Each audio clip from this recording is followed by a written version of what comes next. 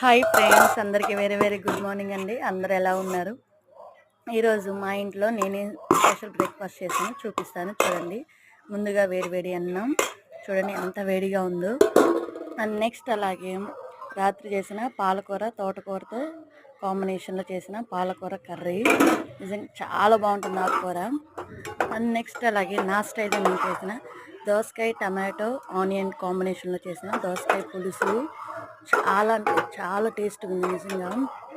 Super అంటే super అండి. ఎందుకంటే సమ్మర్ సీజన్లో బెస్ట్గా పనిచేస్తాయి. దోసకాయ మన ఒంటికి చాలా చలువ. దోసకాయలో ఎక్కువ వాటర్ ఉంటుంది కాబట్టి మనం వాటర్ కంటెంట్ ఉన్న వెజిటేబుల్స్ ఫ్రూట్స్ ఈ సీజన్లో బాగా తీసుకుంటే చాలా హెల్తీగా ఉంటారు. పిల్లలకు కూడా చక్కగా పనిచేస్తుంది. నిజంగా వేడి అన్నంలో ఆ చారు ఆ దోసకాయ పులుసు వేసుకొని తింటే ఉంటుంది టేస్ట్ సూపర్ అండి. నెక్స్ట్ అలాగే చల్లటి మజ్జిగ.